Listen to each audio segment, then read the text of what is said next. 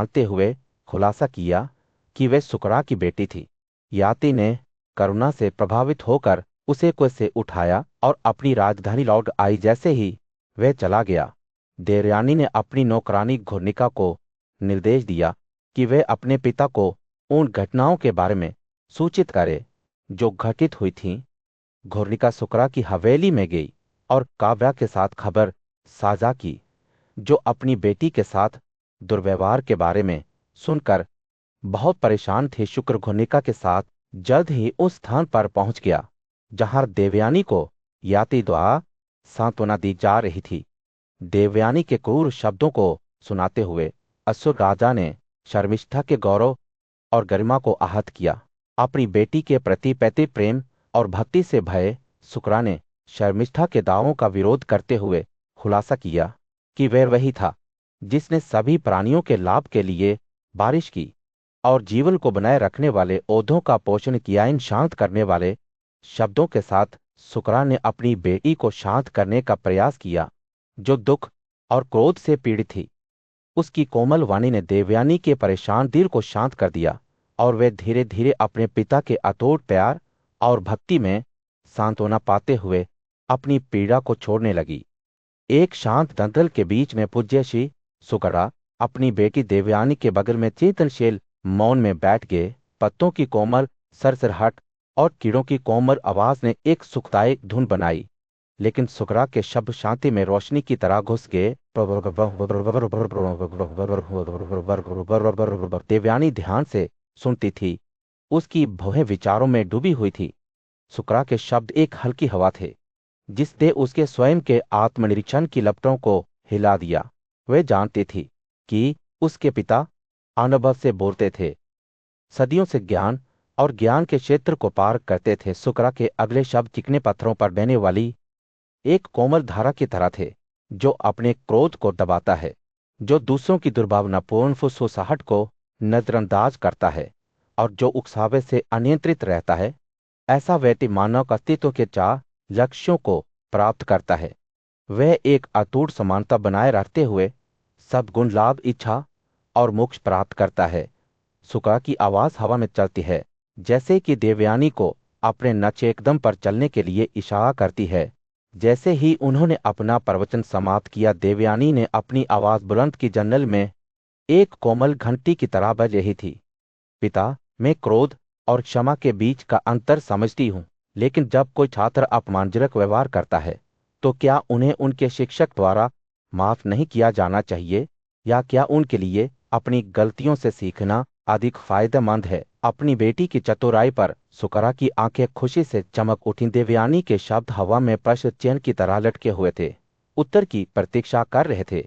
सुकरा की प्रतिक्रिया मापी और विचारशील थी। आग मेरे बच्चे, क्षमा वास्तव में एक महान गुण है, लेकिन इसे उस व्यक्ति तक नहीं बढ़ाया जाना चाहिए जो अपने शिक्षक के मार्गदर्शन की अवहेलना करता है। यदि शिक्षक वास्तव में छात्र को लाभान्वित करना चाहता है तो उन्हें सीमाएं निर्धारित करनी चाहिए और उन्हें धर्म के मार्ग पर मार्गदर्शन करना चाहिए। देवयानी ने समझ में से हिलाया। उसकी आंखें उस ज्ञान को प्रतिबिंबित करती हैं जो प्रदान किया गया था। जैसे ही सूरज डूबने लगा, जंगल पर एक गर्म नारंगी चमक डालते हुए देवयानी के विचार उनकी वर्तमान परिस्थितियों की ओर मुड़ गए। उसने विश्वपर्वन की बेटी के बारे में सोचा, जिसके क्रूर शब्द कभी भी एक खुले घाव की तरह लटके हुए थे। पिता, उसने कहा, उसकी आवाज मुश्किल से एक फुसफुसाहट के ऊपर थी। वह इस भूमि में नहीं रहना चाहती जहां बुरा व्यवहार प्रचलित है। एक गर्मागर्म टकराव के बीच भृगु वंश के एक बुद्धिमान और सम्मानित शिक्षाज्ञ शक्तिशाली असुर राजा विश्वपर्वन के सामने खड़े हो गए। उनके शब्द क्रोध और निराशा से भरे हुए थे, क्योंकि उन्होंने विश्वपर्वन पर अपने निवास में रहे गुणी ब्रह्मर्कच का वध करके गंभीर पाप करने का आरोप लगाया था। काव्या ने घोषणा की, आपने एक ऐसा कार्य किया है जिसका फल आपके भीतर आपके बेटे या आपके पोते को मिलेगा। पापों को समृद्ध भोजन की तरह पचाया नहीं जा सकता है, उन्हें फलना चाहिए। उन्होंने जोर देकर कहा कि राजा द्वारा अपनी बेटी देवयानी के साथ दुर्व्यवहार के कारण वे विश्वपर्वन और उनके परिवार के साथ नहीं रह सकते थे। कागे के शब्दों से चकित होकर वृषपर्वन ने क्षमा की प्रार्थना की। हे भृगु के पुत्र, उसने कहा, मैंने कभी भी आपको पुण्य या झूठ की कमी के लिए जिम्मेदार नहीं ठहराया है। आप एक ऐसे शिव हैं जो सत्य और पुण्य का प्रतीक हैं। मेरे प्रति दयालु बने। यदि आप वास्तव में हमें छोड़ देते हैं तो हम समुद्र की गहराई में चले जाएंगे। हमारे पास करने के लिए और कुछ नहीं है। हालांकि काव्या का संकल्प अधिक रहा। वह वृषपर्वन की ओर मुड़ा और कहा, आप समुद्र की गहराई तक हाँक सकते हैं या सभी दिशाओं में उड़ सकते हैं, लेकिन मैं अपनी बेटी का दुख सहन करने में असमर्थ हूं। मेरा जीवन उस पर निर्भर है। फिर उसने अपने दामाद सुकरा से, जो एक असुर प्रमुख भी थे, देवयानी को खुश करने की अपील की। काव्य के शब्दों से प्रभावित होकर शुक्रा ने जवाब दिया, हे महान असुर, आप असुरों के पास जो कुछ भी है उसके पूर्ण स्वामी हैं। यदि यह सच है कि मैं आपके आदेश पर हूं, तो जाओ और देवयानी को संतुष्ट करो। वृषपर्वन उस पर सुखा की शक्ति को स्वीकार करते हुए देवयानी के पास गया और उससे वादा किया कि वह उसकी जो भी इच्छा पूरी करेगी। देवयानी हालांकि आसानी से खुश नहीं हुई। उसने मांग की कि असुर राजा की अपनी बेटी शर्मिष्ठा 1000 अन्य नौकरानियों के साथ प्रतीक्षा दासी के रूप में उसके साथ आए। वृषपर्वन, जो अभी भी सुक्रा के प्रभाव में था, ने अपने नौकर को देवयानी के सामने शर्मिष्ठा को लाने का आदेश दिया। शर्मिष्ठा हालांकि शुरू में हिचकिचा रही थी, अंततः देवयानी का अनुसरण करने और उसकी प्रतीक्षा दासी के रूप में सेवा करने के लिए सहमत हो गई। जब वह देवयानी की उपस्थिति में पहुंची तो देवयानी ने उसके उद्देश्यों पर सवाल उठाया, यह बताते हुए कि उसके जैसे एक सम्मानित असुर परिवार से पैदा हुए व्यक्ति को ब्राह्मण की बेटी की सेवा नहीं करनी चाहिए। लेकिन शर्मिष्ठा अपने दुखी रिश्तेदारों की खुशी में योगदान करने के महत्व का हवाला देते हुए अपने फैसले पर अडिग रही। अपने समर्पण से प्रेरित होकर देवयानी ने अपना आभार व्यक्त किया और घोषणा की कि वो अब शुक्रा को अपने बगल में रखते हुए असुर की राजधानी में प्रवेश करेगी। जैसे ही वे अंदर आए, हरे भरे जंगल में जार सूरज की किरणें पेड़ों और जीवन रंगों में खिलते फूलों के बीच से नृत्य करती थीं। 2 महिलाएं हाथ में हाथ लेकर चलती थीं। असुरों के पूज्य आध्यात्मिक मार्गदर्शक सुकरा की बेटी देवयानी अपनी वफादार प्रतीक्षा दासी शर्मिष्ठा के साथी, जिसके पिता शक्तिशाली असुर राजा वृषपर्वन थे, वे एक साथ स्वतंत्र रूप से घूमते थे। उनकी हंसी और बकबक हवा को भर देती थी, क्योंकि वे फूलों की मिठास और फलों के पकने में लिप्त थे। जैसे ही वे पत्तों की छत के नीचे बैठे, देवयानी अपने बगल में लेट गई। शर्मिष्ठा ने भक्ति के भाव से अपने पैर धीरे से घुटने टेक दिए। नहुषा के बेटे राजा याति के आने से शांत दृश्य उठ गया, जो हिरन की तलाश में जंगल में घूम रहा था। जब वे दोनों महिलाओं को देख रहा था तो उनकी आंखें चौड़ी हो गई। उनकी सुंदरता और आकर्षण सुबह के तारे की तरह चमक रहा था। याति आदरपूर्वक धनुष लिए हुए उनके पास आई। उसके शब्द विनम्रता से टपक रहे थे। हे मिलनसार, मैं आपसे आपके नाम और माता पिता दोनों पूछूंगी। ऐसा लगता है कि ये 2000 नौकरानियां आप दोनों का इंतजार कर रही हैं। देवयानी मधुरता से मुस्कुराई। उसकी आंखें दयालुता से चमक रही थीं और उसने जवाब दिया, मेरी बात सुनो। हे सबसे अच्छे लोग, जान लो कि मैं असुरों के आध्यात्मिक मार्गदर्शक सुका की बेटी हूं। यह मेरी साथी, मेरी प्रतिशात है। वह जहां भी जाती है मेरी सेवा करती है। याति की जिज्ञासा बढ़ गई और उसने देवयानी से उसकी प्रतीक्षा दासी के रूप में शर्मिष्ठा की असामान्य स्थिति के बारे में पूछा। देवयानी ने समझाया कि जीवन में सब कुछ भाग्य द्वारा शासित होता है और याति को इस अवस्था से आश्चर्यचकित नहीं होना चाहिए। राजा ने तब अपनी पहचान प्रकट की, खुद को याति के रूप में पेश किया, एक शी जिससे ब्रह्मचर्य की प्रतिज्ञा के दौरान वेदों का अध्ययन किया था। जैसे ही उन्होंने बातचीत की, याति ने स्वीकार किया कि वह पानी की तलाश में जंगल में आया था, लेकिन अब वह किसी और चीज के लिए प्यासा था। देवयानी का प्यार और साहस से उसने जाने की इच्छा व्यक्त की, लेकिन देवयानी ने उसे रहने के लिए आमंत्रित किया, समृद्धि और दोस्ती का वादा किया। हालांकि जब याती ने अपनी जातियों के बीच मतभेदों का हवाला देते हुए विरोध किया, तो देवयानी के शब्दों ने उसकी झिझक को दूर कर दिया। आप एकशी के पुत्र हैं और स्वयं एकशी हैं, उसने कहा। इसलिए हे नहोशा के पुत्र मुझसे विवाह करें। लेकिन याती ने ब्राह्मणों और क्षत्रियों के बीच मेलन के खिलाफ प्राचीन निषेध को याद करते हुए संकोच किया। देवयानी का हाथ, जिसे पहले कभी किसी पुरुष ने नहीं छुआ था, उसके लिए विशेष महत्व रखता था और उसने उससे उसे अपनी पत्नी के रूप में स्वीकार करने का अनुरोध किया। उसकी बातों से प्रेरित होकर याती ने देवयानी के पिता शुक्रा का आशीर्वाद दिया, जिन्हें दूर से बुलाया गया था। बुद्धिमान ब्राह्मण इंद्र के राजसी शहर में शक्तिशाली सम्राट याति देवयानी के साथ अपने रोमांच से लौटे थे। जैसे ही वे अपने अंदर के अपार्टमेंट में घुसे, उन्होंने देवयानी के आराम से रहने की व्यवस्था की, जबकि वैश्पर्वन की बेटी शर्मिष्ठा को भी अशोक के बगीचे की कृत्रिम लकड़ी के भीतर एक पास के हवेली में स्थापित किया। शर्मिष्ठा 1000 नौकरानियों से घिरी हुई थी और उपहारों से भरी हुई थी, लेकिन यह स्पष्ट था कि उसका धीर शांत नहीं था। वह युवावस्था में पहुंच गई थी और उसका मौसम आ गया था। फिर भी उसका अपना होने का दावा करने के लिए कोई पति नहीं था। दूसरी ओर देवयानी पहले से ही अपने पहले बच्चे की उम्मीद कर रही थी। जैसे ही शर्मिष्ठा अपने भाग्य के बारे में सोच रही थी, याति अशोक के जंगल में भटक गई, जहां उसने खुद को उस युवा महिला के साथ आमने सामने पाया, हाथ जोड़कर और एक मुस्कान के साथ जो अंधेरे को रोशन कर सकती थी। वह उसके पास आई और राजा से मिलने की कोशिश की। हे नहोशा के बेटे, उसने कहा, मैं सुंदर और अच्छी तरह से पैदा हुई हूं और मेरा मौसम आ गया है। देखें कि यह बर्बाद न हो जाती। शर्मिष्ठा के शब्दों से चकित हो गया, लेकिन उसका विवेक स्पष्ट था। उसे उसाना का आदेश याद आया कि वह वैश्पर्वन की बेटी को कभी भी अपने बिस्तर पर नहीं बुलाएगा, जबकि वह देवयानी के साथ एकजुट था। फिर भी जब उसने शर्मिष्ठा की आंखों में देखा, तो उसने एक गहरी लालसा और ईमानदारी देखी जो उसके दिल को छू गई। शर्मिष्ठा ने तब अपनी बुद्धि का उपयोग किया, याति को उन 5 अवसरों की याद दिलाते हुए जब झूठ बोलना क्षमा योग्य था, मजाक में, शादी के दौरान, या किसी की जान या भाग्य को बचाने के लिए। आपने कहा था कि आप खुद को एक पति तक सीमित रखेंगे, उसने कहा, लेकिन यह एक झूठ था देवयानी, और मुझे यहाँ साथी के रूप में बुलाया गया है।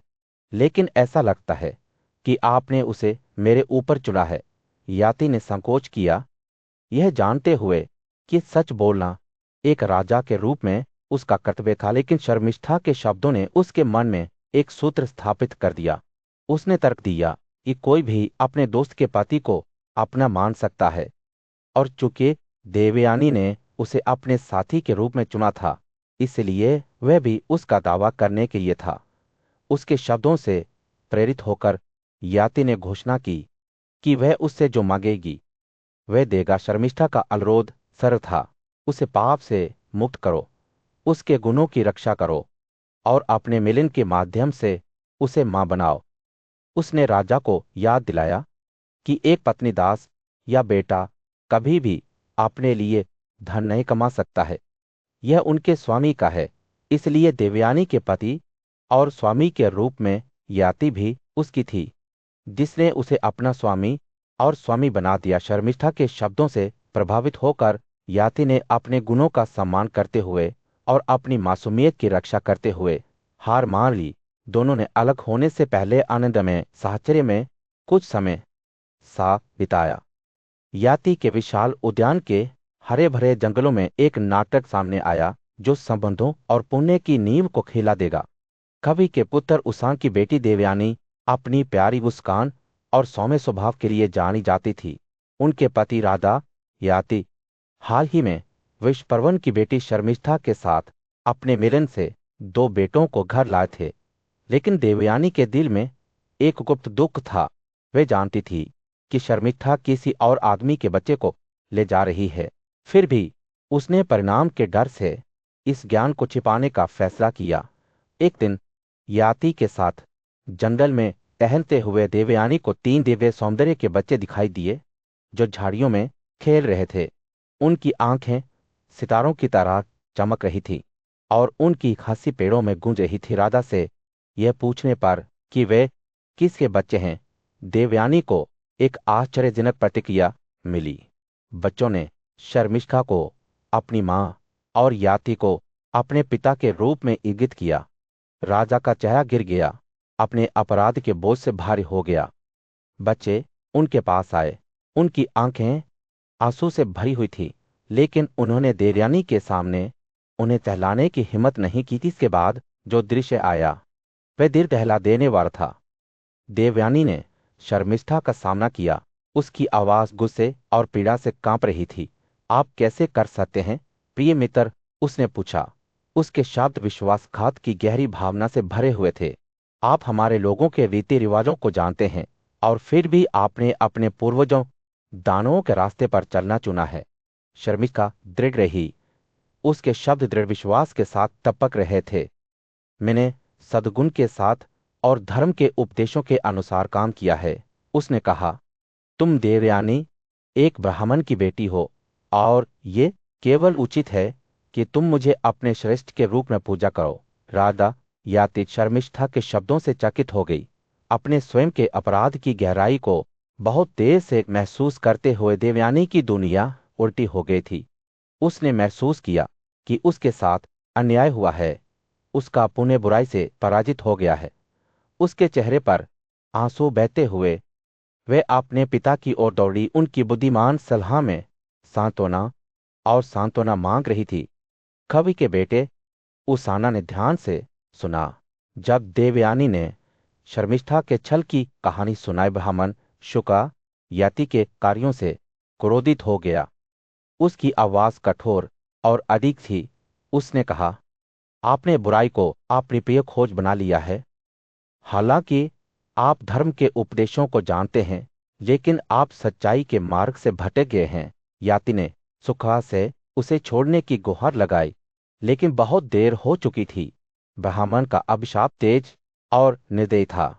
याति को उसकी युवावस्था से वंचित कर दिया गया था, जो पतन से उबर गया था। काइनल ने सूर्य यदु राज्य पर अस्त हो रहा था। भीड़ वाली सड़कों पर एक सुनहरा प्रकाश डाल रहा था। राजा याति, जो कभी एक घमंडी और मजबूत शासक थे, अब एक लाठी की मदद से चल रहे थे।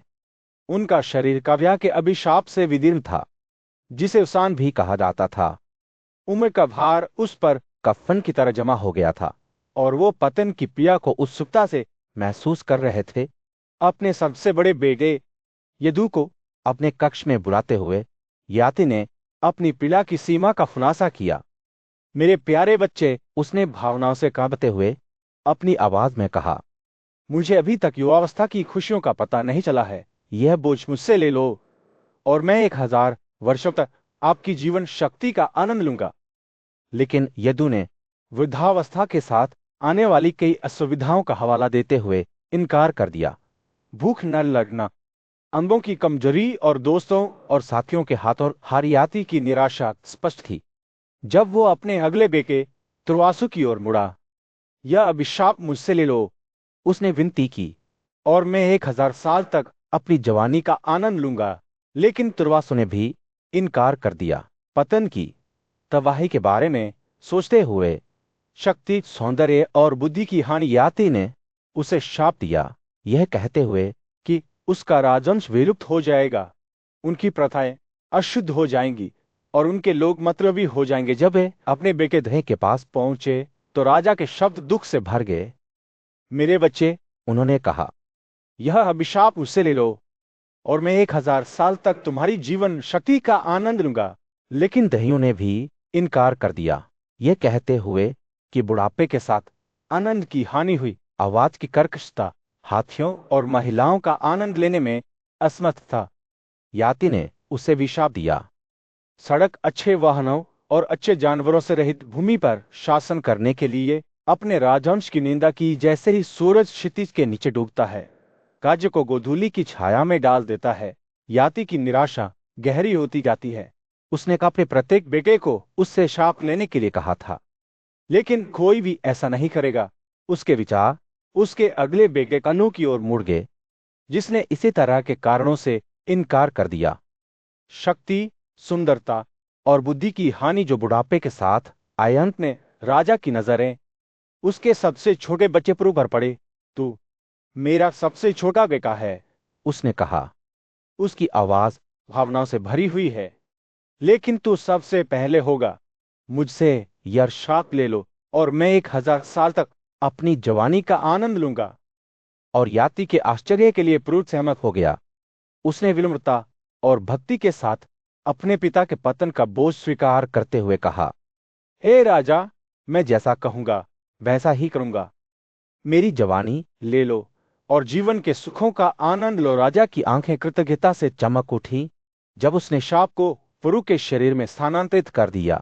और उसी क्षण इंद्र के राज्य के हरे भरे बगीचों में नहोशा के पुत्र राजा याति ने अपनी नई युवावस्था का आनंद लिया। उनके सबसे छोटे बेटे पुरु के उपहार ने उन्हें जीवन के सुखों में लिप्त होने के लिए एक और 1000 साल दिए थे। एक राजा के रूप में अपने कर्तव्यों के प्रति अटूट समर्पण के साथ याति ने यह सुनिश्चित किया कि उनके शासन का हर पहलू धर्म के सिद्धांतों द्वारा निर्देशित हो। उनकी पहला उनके बुद्धिमान नेतृत्व में समेत हुई। उन्होंने देवताओं को भव्य बलिदानों से सम्मानित किया, पूर्वजों को प्रसाद से प्रसन्न किया और गरीबों के लिए उदार दान प्रदान किया। ब्राह्मणों का सम्मान किया जाता था, वैश्यों की रक्षा की जाती थी और शूद्रों के साथ दयालुता से व्यवहार किया जाता था।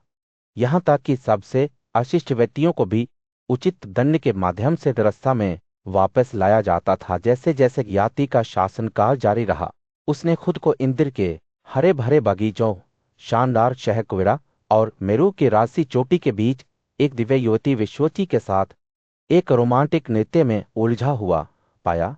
फिर भी जैसे जैसे साल बीतते गए, याति को कुछ और की लालसा की एक परेशान करने वाली भावना महसूस होने लगी। अपने वफादार बेटे पुरु को बुलाते हुए उन्होंने 1000 वर्षों में प्राप्त ज्ञान को उनके साथ साझा किया। मेरे प्यारे बेटे, याति ने कहा, हमारी इच्छाएं कभी भी भोग से वास्तव में संतुष्ट नहीं हो सकती हैं। वे केवल बलि के मक्खन से पोषित लपटों की तरह मजबूत होती हैं। सच्चा सुख सांसारिक आसक्ति का त्याग करने और जंगल की शांति में सांत्वना पाने में निहित है। इन शब्दों के साथ याति ने एक गहरा निर्णय लिया। वह अपना राज्य पुरु को सौंप देगा और जंगल में सरल जीवन की ओर लौटेगा। उसका दिल अब ब्रह्मा पर टिका हुआ था। वह राजनीतियों के बोझ को छोड़ने और प्रकृति की मासूमियत से घिरे अपने दिनों को जीने की कोशिश कर रहा था। जैसे ही याति के इरादों की खबर फैली, तार आदेश ब्राह्मणों के नेतृत्व में उत्तराधिकार के बारे में चिंताओं के साथ उनके पास पहुंचे। उन्होंने तर्क दिया कि सबसे बड़े बेटे के रूप में यदु को सिंहासन का उत्तराधिकारी होना चाहिए। सुकरा के प्राचीन ज्ञान का हवाला देते हुए, जिन्होंने फैसला किया कि जो बेटा अपने पिता की आज्ञा का पालन करेगा वह राजा बन जाएगा। हालांकि याति ने उनके तर्कों का विरोध करते हुए पुरु की अटूट वफादारी और भक्ति की ओर इशारा किया। पुरु मेरा दोस्त है, उन्होंने कहा। उन्होंने हमेशा मेरी इच्छाओं के अनुसार काम किया है और यह केवल उपयुक्त है कि उन्हें राज्य का उत्तराधिकारी होना चाहिए। याति के शब्दों से आश्वस्त लोगों ने पुरु के आरोहण के पक्ष में घोषणा की। सम्राट के आशीर्वाद से पुरु को सिंहासन पर बिठाया गया, जो राज्य के लिए एक नई युग का प्रतीक था। जैसे ही याति ब्राह्मणों और तपस्वियों से घिरी अपनी राजधानी से निकला, उसने जंगल में अपनी यात्रा शुरू की। अपने दिनों को चिंतन में जीने के लिए राजत्व के जाल को पीछे छोड़ दिया। लोगों ने इस परिवर्तन का जश्न मनाया, ये जानते हुए कि उनके प्रिय राजा को सांसारिक लगावों का त्याग करने में सच्ची खुशी मिली है। और इसलिए याति के रूप में हरे भरे जंगल में नहोशा के बेटे राजा याति ने आखिरकार अपने दिल की इच्छा को पूरा कर लिया था। अपने सबसे छोटे बेटे पुरु को सिंहासन पर बिठाने के बाद उसे खुशी और संतुष्टि का एक जबरदस्त एहसास हुआ। अपने चेहरे पर एक कोमल मुस्कान के साथ वह अपने प्रियजनों को विदा करता है और एक सन्यासी का जीवन जीने के लिए निकल पड़ता है। जैसे जैसे वे जंगल की गहराई में घूमते गए, राजा याति के साथ बुद्धिमान ब्राह्मण भी थे, जिन्होंने अपने ज्ञान का आदान प्रदान किया और उनकी आध्यात्मिक यात्रा में उनका मार्गदर्शन किया। उन्होंने मेका कठोर व्रत किए फल और जड़ों पर निर्वाह करते हुए अनगिनत कठिनाइयों को धैर्यपूर्वक सहन किया। राजा का मन और शरीर हर गुजरते दिन के साथ मजबूत होता गया, जैसे कि एक नए उद्देश्य की भावना से भरा हुआ सान दशकों में बदल गए और राजा का समर्पण और बढ़ गया। उसने हजारों साल जंगल में बिताए। उसके दिन पत्तों की कोमल सरसराहट और पक्षियों के मधुर गीतों से भरे हुए थे। हर सांस के साथ वह खुद को प्रकृति के साथ एक होने का एहसास करता था। उसकी आत्मा हर गुजरते पल के साथ ऊंची होती जा रही थी। जैसे जैसे मौसम बदलते गए, राजा याति ने पिते और देवताओं दोनों को प्रसन्न करते हुए बलिदानों के माध्यम से अपनी आत्मा का पोषण करना जारी रखा। जब वे जंगल के घुमावदार रास्तों पर चलते थे तो राजा अक्सर मेहमानों और अजनबियों को जंगल के सरल लेकिन स्वस्थ प्रसाद फलों और शुद्ध मक्खन के साथ मनोरंजन करते थे। वे खुद सादगी से जीवन जीते थे, खुद को बनाए रखने के लिए बिखरे हुए मकई के बीज इकट्ठा करते थे। उनका दिल करुणा से भरा हुआ था। राजा याति ने उन सभी का स्वागत किया जो उनकी उपस्थिति में शरण चाहते थे। एक साल एक क्षण के सपने की तरह बीत गया। जब वह मौन की शपथ लेता था, उसके मन में एक शांत झील थी जो उसके चारों ओर की दुनिया की सुंदरता को प्रतिबिंबित करती थी। अगले साल वह 4 धधती आग के बीच खड़ा था। उनकी भयंकर लपटें ऊपर चमकते सूरज की हल्की गर्मी से शांत हो गई। 6 महीने तक राजा याति एक पैर पर खड़े रहे। उनका शरीर पहाड़ की तरह मजबूत और अधिक था। जैसे जैसे मौसम एक चित्र के रूप में सामने आए, राजा याति की आत्मा स्वर्ग के क्षेत्र में चढ़ गई। उसे अपनी उपलब्धियों की चमक से भर दिया। उनका नाम पुण्य और ज्ञान का पर्याय बन गया, जो पेड़ों के बीच से गुजरने वाली हल्की हवा की तरह पूरे देश में गूंज रहा था। फिर भी यह उनकी यात्रा का अंत नहीं था, क्योंकि दिव्य विस्तार में एक नया अध्याय राजा याति का इंतजार कर रहा था, जो उनकी क्षमता का परीक्षण करेगा और धर्म के मार्ग के प्रति उनकी अटूट प्रतिबद्धता को साबित करेगा। लेकिन जैसा कि भाग्य ने माना, राजा याति का स्वर्ग में प्रवास अल्पकालिक था। देवताओं के शक्तिशाली राजा इंद्र ने उसे आकाशीय क्षेत्र से पृथ्वी पर वापस फेंक दिया, हालांकि बाहर फेंक दिया गया था। राजा याति ने जमीन को नहीं छुआ, बल्कि आकाश में निलंबित रहे, जो उनकी दृढ़ आत्मा का प्रमाण था। जैसे जैसे साल बीतते गए, राजा याति ने खुद को अन्य कुलीन आत्मा व सुमन, अष्टप्रतर्दन और शिवी के साथ फिर से मिलाया। देवताओं के क्षेत्र में राजा याति दिव्य प्राणियों के बीच निवास करते थे, जो स्वयं देवताओं द्वारा पूजनीय थे। साध्या, मरुत और वासु उनके पवित्र कार्यों और नियंत्रित मन ने उन्हें स्वर्ग में एक विशेष स्थान अर्जित किया, जहां वे कभी कभी ब्रह्म के क्षेत्र में उतरते थे। लंबे समय तक याति इस दिव्य निवास में रहते थे, जो दिव्य दुनिया की भव्यता से घिरा हुआ था। एक दिन जैसे ही राजा याति ने पृथ्वी के स्वामी इंद्र से बातचीत की, इंद्र ने उनसे एक मर्मस्पर्शी सवाल पूछा। आपने अपने बेटे पुरुष से क्या कहा जब उन्होंने आपकी पतनशीलता को स्वीकार किया और राज्य को विरासत में प्राप्त किया? याति की आंखें दूर की ओर देख रही थी, अपने कहे हुए शब्दों को याद कर रही थी। उनकी आवाज में ज्ञान की गहराई थी। जब उन्होंने अपनी सलाह सुनाना शुरू किया, मैंने उनसे कहा। याति ने कहा, पृथ्वी का मध्य क्षेत्र गंगा और यमुना नदियों के बीच उनका अधिकार क्षेत्र है। बाहरी क्षेत्र उनके भाइयों के अधिकार क्षेत्र होंगे। मैंने उन्हें यह भी सिखाया कि जो करुणा रखते हैं वे क्रोध से ग्रसित लोगों से श्रेष्ठ हैं, क्योंकि क्षमा एक ऐसा गुण है जो आत्मा को ऊपर उठाता है। मनुष्यों में विद्वान ही हैं जो अज्ञानी लोगों से ऊपर खड़े होते हैं। जब अन्याय होता है तो उसे बदला नहीं लेना चाहिए, बल्कि प्रतिशोध देना चाहिए और धैर्य विकसित करना चाहिए। जैसे ही याति बोल रही थी, उनके शब्दों ने उनके बेटे को धर्म के मार्ग की ओर ले जाते हुए ज्ञान का एक चित्र बनाया। उन्होंने क्रूरता और कठोर भाषण के खतरों के खिलाफ प्रभु को आगाह किया, चेतावनी दी कि इस तरह के कार्यों से केवल पीड़ा और अराव होगा। जो लोग अपने शब्दों से दूसरों को चोट पहुंचाते हैं, उन्होंने कहा, राक्षसों को अपने भीतर ले जाते हैं। समृद्धि और सौभाग्य उनसे बाहर जाते हैं। यात्री की सलाह जारी रही। उनके शब्दों के माध्यम से ज्ञान की एक नदी बह रही थी। उन्होंने प्रभु को सलाह दी कि वे गुणी लोगों से मार्गदर्शन लें, अपने कार्यों की तुलना धर्मी लोगों से करें और दुष्टों के क्रूर शब्दों को नजरअंदाज करें। बुद्धिमान, उन्होंने कहा, कभी भी दूसरों पर कठोर भाषण के तीर ना फेंकें, क्योंकि ये किसी के अस्तित्व के मूल पर प्रहार करते हैं। इसके बजाय याति ने पुरु से सभी के प्रति दया, मित्रता, दान और मधुर भाषण विकसित करने का आग्रह किया। जैसे ही इंद्र ने याति के शब्दों को सुना, उन्हें नेतृत्व में करुणा और ज्ञान के महत्व की याद दिलाई गई। राजा की सलाह स्वर्ग में गूंजी, जो दूसरों को धर्म के मार्ग पर मार्गदर्शन करने की उनकी प्रतिबद्धता का प्रमाण थी। उस क्षण यह स्पष्ट था कि राजा याति ने उन लोगों के दिलों पर एक अमिट छाप छोड़ी थी जो उनके नक्शे कदम पर चलेंगे। देवताओं के क्षेत्र में आकाश के पराक्रमी राजा इंद्र ने पृथ्वी के एक नश्वर राजा याति को देखा, जिसने अपने सभी कर्तव्यों को पूरा कर लिया था और जंगल में सेवानिवृत्त हो गया था।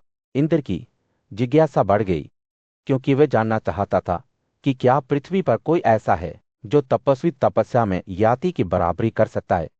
हे सम्राट, इंद्र ने पूछा, मुझे बताइए, क्या आप मनुष्यों, देवताओं, गंधर्वों और महानशियों में से इसी के बराबर हैं? याति ने गर्व से कहा, हे वत्सल, तपस्वी तपस्या के मामलों में मैं अपने बराबर नहीं देखता। लेकिन इंद्र ने याति के घमंड को देखा। वह जानता था कि नश्वर राजा ने उन लोगों का अपमान किया जो उससे श्रेष्ठ थे, और यहां तक कि जो कमतर थे। इंद्र ने कहा, आपके गुणों में कमी आई है और आपको स्वर्ग से गिरना ही होगा। याति ने अपनी गलती का एहसास करते हुए दया की याचना की, हे चक्र, अगर मेरे गुण वास्तव में कम हो गए हैं तो मैं चाहता हूं कि मैं कम से कम गुणी और ईमानदार लोगों के बीच पड़ूं। याति के वास्तविक पश्चाताप को देखकर इंद्र ने जवाब दिया, आप बुद्धिमान और गुणी लोगों के बीच पड़ेंगे और आप बहुत प्रसिद्धि प्राप्त करेंगे, और अपने इस अनुभव के बाद कभी भी उन लोगों की उपेक्षा ना करें जो आपके वरिष्ठ या बराबर हैं। जैसे ही याति स्वर्ग से गिरी, उसे अष्टक ने अपने वंश में पकड़ लिया। एक शाहिशी जो अपनी आस्था की रक्षा करने के लिए जाने जाते थे। अष्टक ने याति के उज्जवल रूप को देखा और पूछा, आप कौन हैं? हे इंद्र के बराबर सुंदरता वाले युवा, आप आग या सूरज की तरह भव्यता से चमकते हैं और आपकी शक्ति अथाह है। क्षेत्र में हर व्यक्ति गिरने वाली आकृति के बारे में उत्सुक था जो देवताओं की शक्ति रखता था। अष्टक करुणा के साथ याति के पास गया और कहा, आपके घर को दूर होने दें, आपके दुख और पीड़ा को समाप्त होने दें। अब आप गुणी और बुद्धिमान लोगों में से हैं। चक्र स्वर आपको यहां नुकसान नहीं पहुंचा सकते। शी के शब्दों ने याति की आत्मा को शाक किया और उसे एहसास हुआ कि उसे उन लोगों के बीच शरण मिल गई है जो उसकी दुर्दशा को समझते हैं। अष्टक ने बोलना जारी रखा, केवल आग ही गर्मी देने की शक्ति रखती है, केवल पृथ्वी ही बीज में जीवन भर देती है, और केवल सूर्य ही सब कुछ रोशन करता है। लेकिन यह मेहमान है जो गुणी और बुद्धिमान लोगों से सम्मान का आदेश देता है।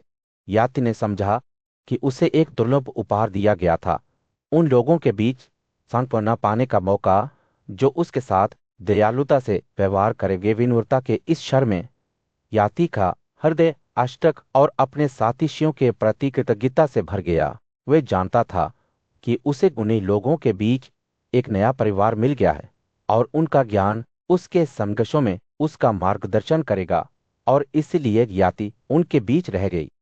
सूर्य पवित्र यज्ञस्थल पर अस्त हो रहा था। दृश्य पर एक गर्म नारंगी चमक डाल रहा था।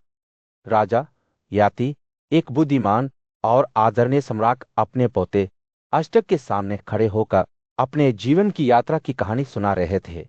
मैं याति हूं, नाहुशा का पुत्र और पुरु का पिता, उसने शुरू किया। उसकी आवाज श्रद्धा की गहरी भावना से भरी हुई थी। मैं कई वर्षों तक जीवित रहा हूं और उस समय में मैं देवताओं और मनुष्यों के बीच समान रूप से चला हूं, लेकिन अफसोस मेरी धार्मिकता कम हो गई है और मैं खुद को गिरते हुए पाता हूं। मेरे गुण कम हो रहे हैं। अष्टक ध्यान से सुन रहा था। उसकी आंखें जिज्ञासा से भरी हुई थी। लेकिन दादा, उसने पूछा, आप कहते हैं कि जो उम्र में बड़ा हो जाता है वह सम्मान के योग्य है।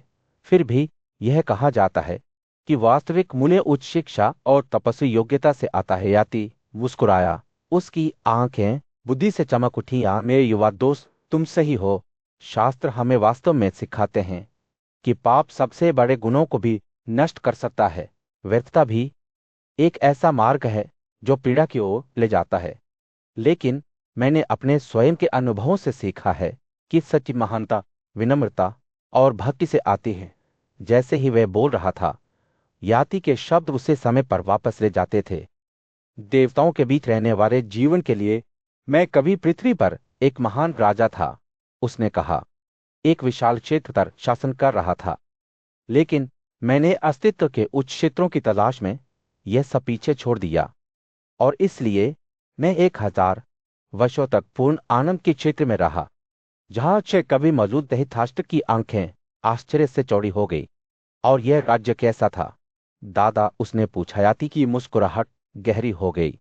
यह देवताओं के राजा इंद्र का निवास स्थान था, जिसमें 1000 द्वार और एक विशाल स्थान था जो 100 से अधिक योजनों तक फैला हुआ था। और वहां मैं अपने सपनों से परिशुद्धता और भव्यता से घिरा हुआ 1000 वर्ष तक रहा। लेकिन याति की कहानी ने एक गहरा मोड़ ले लिया जब उन्होंने कृपा से अपने अंतिम पतन के बारे में बात की। मुझे नंदन दिव्य उद्यानों से बाहर निकाल दिया गया। मेरे गुण खो गए। देवताओं ने खुद मेरे भाग्य पर शोक व्यक्त किया, दुख में रोते हुए। जब मैं आकाश से गिर गया, अष्टक ने बड़े ध्यान से सुना। उसका दिन अपने दादा की दुर्दशा के लिए करुणा से भरा हुआ था और इसलिए यज्ञ की आग से उठने वाले धुएं के ज्ञान से निर्देशित होकर याति ने आगे बढ़ना जारी रखा। मैंने देवताओं से पूछा कि मुझे कहाँ गिरना है। उसने कहा, और उन्होंने इस पवित्र क्षेत्र आपके अपने क्षेत्र की ओर इशारा किया। और इसलिए मैं अब आपके सामने आता हूं, उन लोगों के बीच एक जगह पाने के लिए आभारी हूं जो दिव्य का सम्मान करते हैं। जैसे ही याति ने बोलना समाप्त किया, हवा शांत होती गई, जैसे कि देवताओं की उपस्थिति ही भूमि पर बस गई हो। अष्टक ने अपने दादा को नई आंखों से देखा। उन्हें देखा नंदना के हरे भरे बगीचों में, जहां कभी देवता स्वयं घूमते थे। अष्टक एक बुद्धिमान और जिज्ञासु आत्मा याति की तलाश में था, जो अपनी धार्मिकता के लिए प्रसिद्ध राजा था। सदियों से याति प्रकृति की सुंदरता और दिव्य क्षेत्र की भव्यता से घे दिव्य के बीच निवास करती थी। अष्टक की जिज्ञासा उस पर हावी हो गई और उसने याति से मरणोपरांत के रहस्यों के बारे में पूछा। आप अपनी इच्छानुसार किसी भी रूप को धारण करने में सक्षम हैं? अष्टक ने पूछा। आप किन बगीचों में लाखों साल रहे हैं? आप किस कारण से इस राज्य को छोड़ने और यहां आने के लिए मजबूर हुए हैं? याति की अभिव्यक्ति उदास हो गई जब उसने जवाब दिया, जैसे रिश्तेदार दोस्त और रिश्तेदार उन लोगों को छोड़ देते हैं जिनकी संपत्ति गायब हो जाती है, वैसे ही इंद्र के साथ देवता भी उसे छोड़ देते हैं जिन्होंने अपनी धार्मिकता खो दी है। अष्टक इन शब्दों से बहुत परेशान था। उसने याति पर इस बारे में अधिक जानकारी के लिए दबाव डाला कि मनुष्य मरणोपरांत अपने गुणों को कैसे खो सकते हैं। मुझे भी बताएं, उसने पूछा, किन कार्यों से कौन से क्षेत्र प्राप्त किए जा सकते हैं?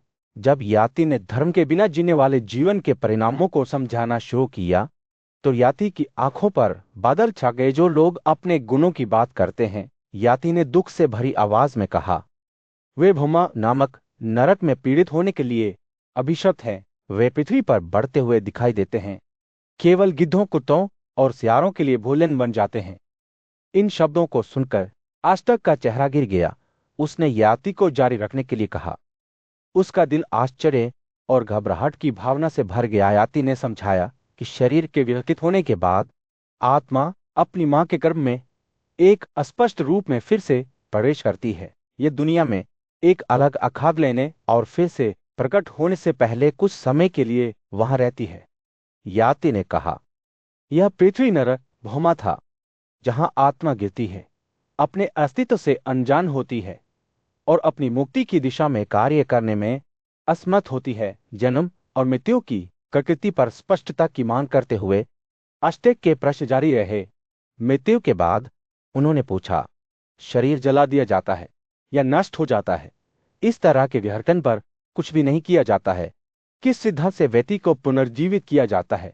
याति की अभिव्यक्ति उद्दीमार हो गई, क्योंकि उन्होंने जवाब दिया, जो व्यक्ति मरता है वह एक सूक्ष्म रूप धारण करता है। अपने सभी कार्यों की चेतना बनाए रखते हुए वो हवा की तुलना में तेजी से किसी अन्य रूप में प्रवेश करता है। जैसे जैसे बातचीत शुरू हुई, अष्टक ने श्रेष्ठ क्षेत्रों के मार्ग के बारे में पूछा, जहां सांसारिक जीवन की कोई वापसी नहीं थी। याति ने उन 7 द्वारों के बारे में बात की जिनके माध्यम से स्वर्ग में प्रवेश प्राप्त किया जा सकता है। तपस्या, परोपकार, मन की शांति, आत्मादेश, विनम्रता, सरलता और सभी प्राणियों के प्रति दया। उन्होंने चेतावनी दी कि ज्ञान यदि उपयोग किया जाए। एक जीवम चर्चा के बीच अष्टक ने याति से एक दिलचस्प सवाल पूछा, जो लोग वेदों से अच्छी तरह वाकिफ हैं। उन्होंने कहा, आध्यात्मिक योग्यता अर्जित करने के लिए जीवन के विभिन्न तरीकों का पालन करने वाले व्यक्तियों को अपना आचरण कैसे करना चाहिए? इस पर उनकी राय में मतभेद है। जीवन के 4 तरीके गृहस्थ, दिक्षु, ब्रह्मचारी और वनप्रस्थ है। जैसे ही उन्होंने विस्तार से कहना शुरू किया, याति की आंखें चमक उठी। उदाहरण के लिए, एक ब्रह्मचारिणी को अपने गुरु के निवास में रहना चाहिए और बुलाए जाने पर ही सबक प्राप्त करना चाहिए। उसे बिना पूछे अपने गुरु की जरूरतों पर ध्यान देना चाहिए। हर सुबह उसके सामने उठना चाहिए और रात में उसके पीछे जाना चाहिए। विनम्रता, आत्मनियंत्रण, धैर्य, सतर्कता और अध्ययन के प्रति समर्पण एक ब्रह्मचारिणी के सफल होने के लिए आवश्यक गुण है।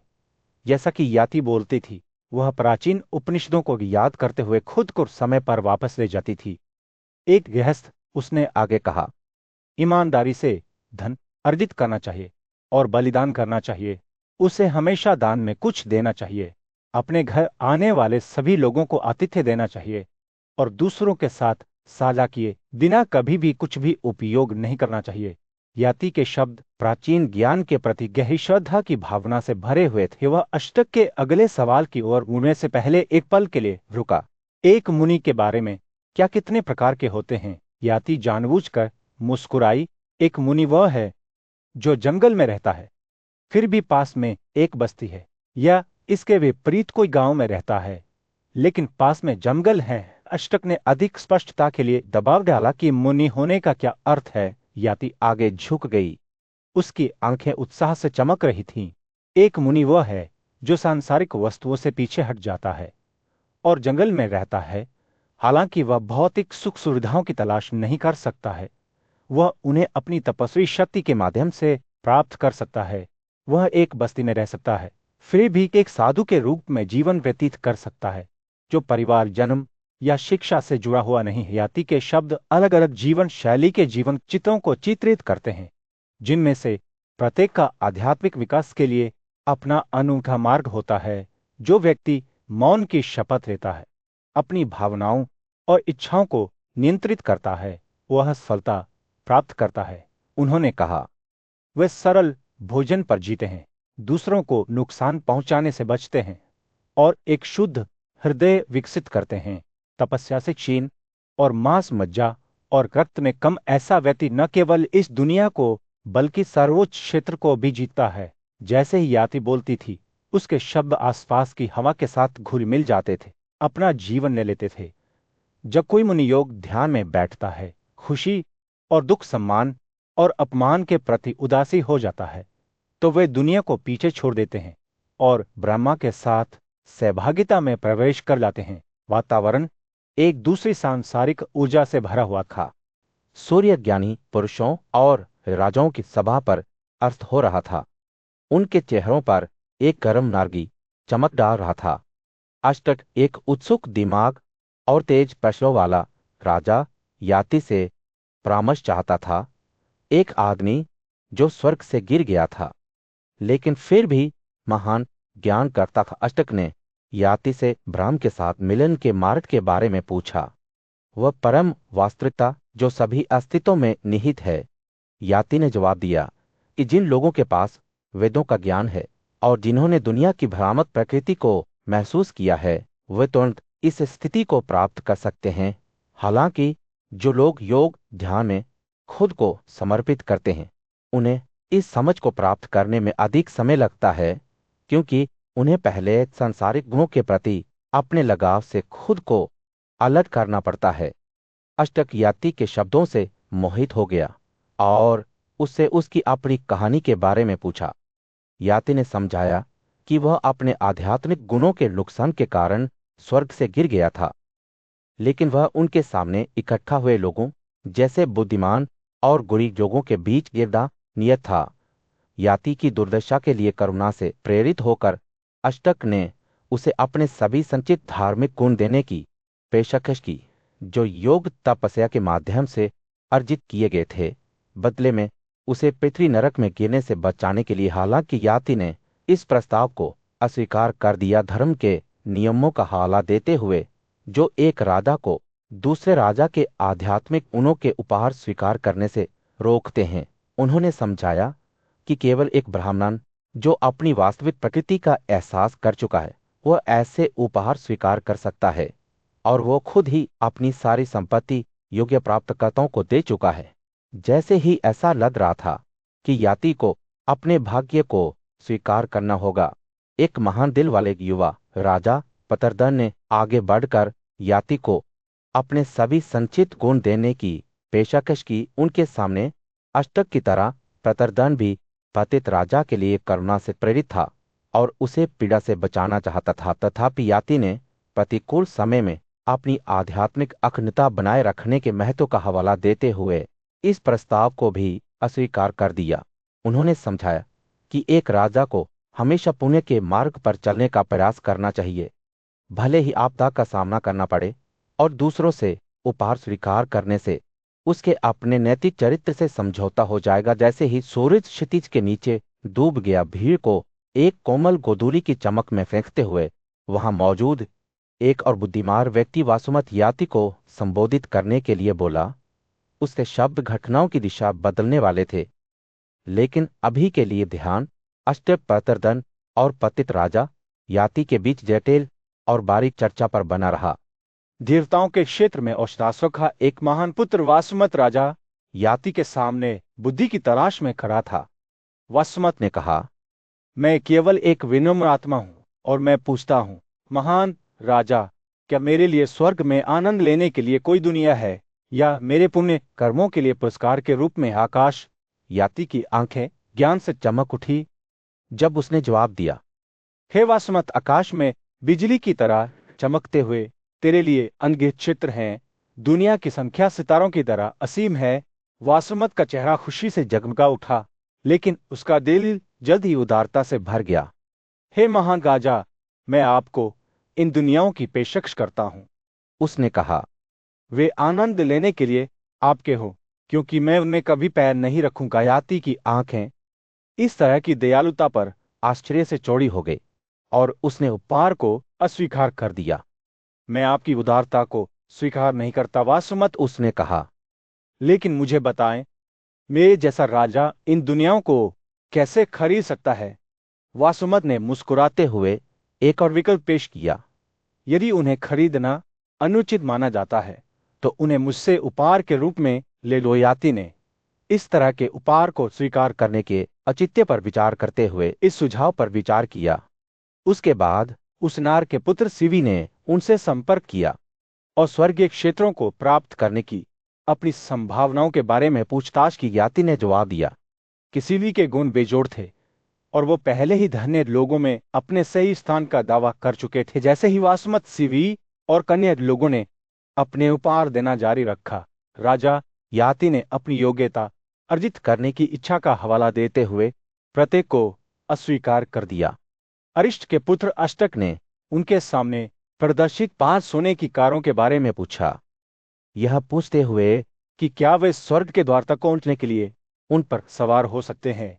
याति ने दयालुता से मुस्कुराते हुए कहा, वे कारें आपको शाश्वत आनंद के क्षेत्र में ले जाएंगी। लेकिन उन्हें अपने लिए ले जाने के बजाय उन्होंने अपने सभी साथियों को स्वर्ग की यात्रा पर अपने साथ शामिल होने के लिए आमंत्रित किया। साथ में वे सोने की कारों पर सवार होकर आकाश में गए। उनके गुणों ने ब्रह्मांड को एक दिव्य प्रदर्शन की तरह रोशन किया। जैसे ही वे चढ़ते गए, अष्टक, जो अभी भी याति के अतीत के बारे में उत्सुक था, ने पृथ्वी पर उसकी उत्पत्ति और कार्यों के बारे में पूछा। राजा याति ने खुलासा किया कि वह समस्त पृथ्वी के स्वामी नहुष का पुत्र याति था, जिसने ब्राह्मणों को धन और घोड़े दिए थे और उनकी प्रशंसा अर्जी की थी। उसने उन्हें बताया कि कैसे उसकी सच्चाई और पुण्य ने उसे देवताओं और मनुष्यों के बीच एक प्रिय व्यक्ति बना दिया था। जैसे ही वे स्वर्ग के द्वार के करीब पहुंचे, राजा याति ने अपने साथियों के साथ अपने अंतिम शब्द साला किए, जो कोई भी दुर्भावना के बिना अच्छे ब्राह्मणों को मेरी कहानी पढ़ता है, वह स्वयं इन दुनियाओं को प्राप्त करेगा। और इसी प्रसिद्ध राजा याति एक विरासत को पीछे छोड़ते हुए स्वर्ग चले गए, जिसे आने वाले युगों तक याद किया जाएगा।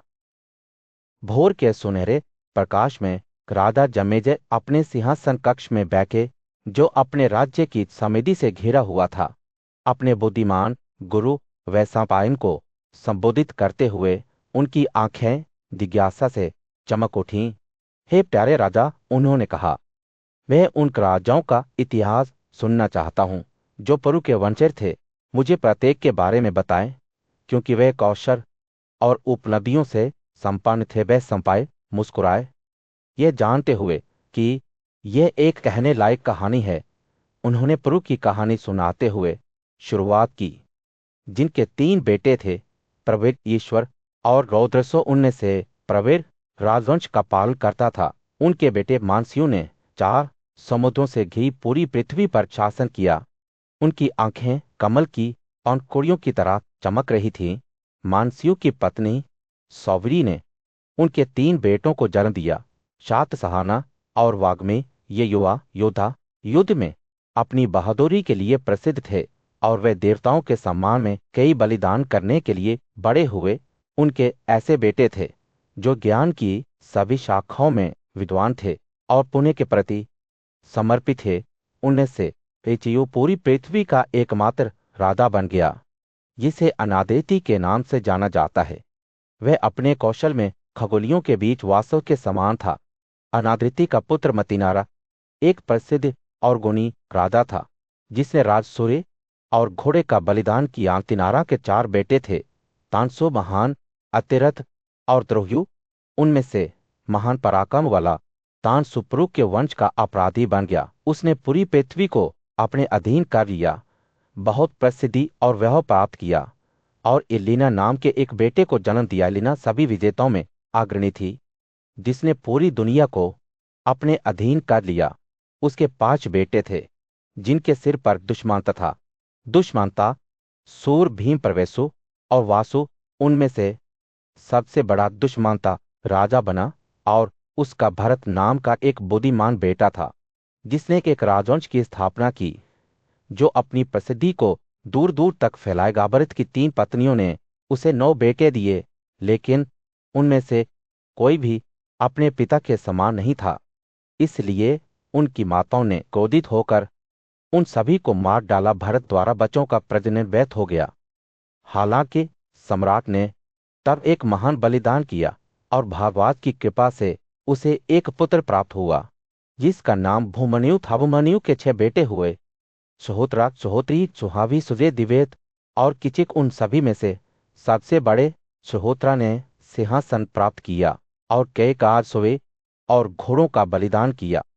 सूर्य हस्तिनापुर राज्य में अभी अभी उगने लगा था, भीड़ वाली सड़कों पर गर्मजोशी से चमक रहा था। जन्मेजय राजा अपने सिंहासन पर बैठे अपने सलाहकारों और दरबारियों से घिरा हुआ था। वह बुद्धिमान ब्राह्मण वैशंपायन की ओर मुड़ा और कहा, हे पूज्य, मैंने आपसे अपने पूर्वजों की कहानी सुनी है, लेकिन यह अमृत की एक बूंद की चुस्की लेने जैसा था। इसने मुझे और अधिक चाहा।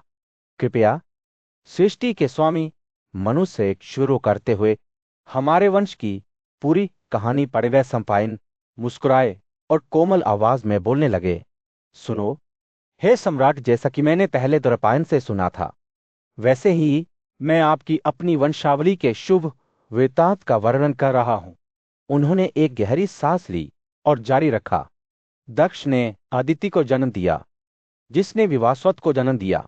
विवास्वत मनु के पिता थे, जो हमारे वंश के पहले राजा थे। जैसे ही वैशंपायन बोल रहा था, जन्मेजा की आंखें दिलचस्पी से चमक उठी।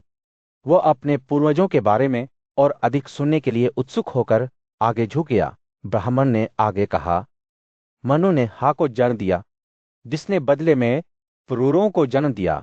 पुरूरो एक महान राजा थे और उनके कई बेटे थे, जिनमें आयुष, नहुष और याति शामिल थे। याति की कहानी प्रेम और हानि की थी।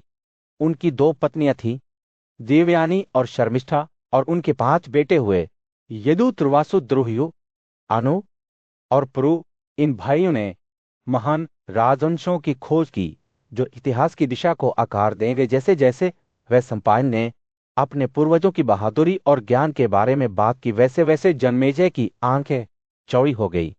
जैसे जैसे ब्राह्मण ने वर्णन किया कि कैसे यदु के वंशज यादवों के रूप में जाने गए, जबकि पुरु के वंश को पौरव कहा जाता था, वे ध्यान से सुन गए थे। कहानी एक समृद्ध चित्र के रूप में सामने आती रही, जिसमें प्रत्येक पीढ़ी इतिहास के ताने बाने में अपना अनूठा धागा बुनती रही। जन्मेजा ने प्राचीनत के बारे में सुना, जिसने सूर्य के उदय तक सभी पूर्वी देशों पर विजय प्राप्त की। सनेती, जिसने वरंगी से शादी की और अहंती को जन्म दिया।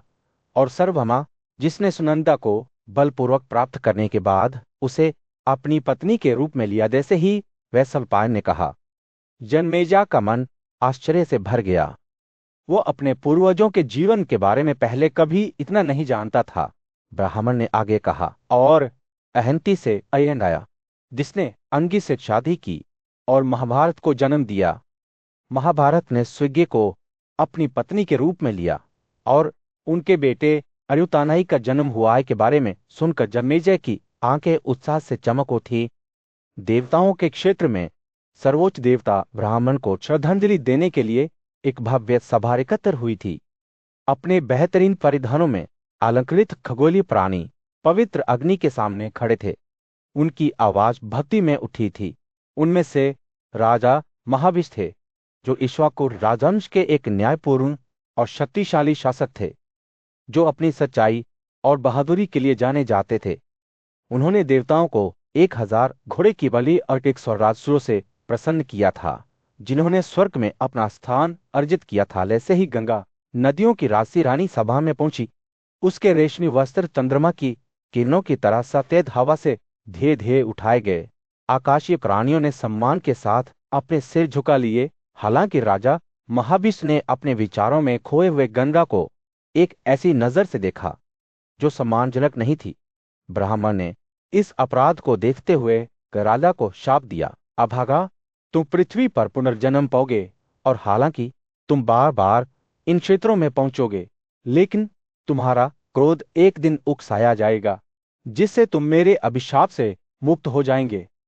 नदियों की रानी, जो महाविष को सहानुभूतिपूर्वक देख रही थी, उसके बारे में प्यार से सोचती हुई चली गई। जैसे ही गंगा नश्वर दुनिया में वापस आई, उनका सामना वासुओं से हुआ, जो खगोलीय प्राणियों का एक समूह था, जिन्हें शिव वशिष्ठ ने भी शाप दिया था। उन्होंने उन्हें बताया कि वे अज्ञानता में शी को पार कर चुके थे और अब मनुष्यों के बीच पैदा होने के लिए नियत थे। उनकी दुर्दशा से प्रेरित होकर गंगा ने उन्हें अपने बच्चों के रूप में जन्म देते हुए खुद मनुष्य बनने की पेशकश की।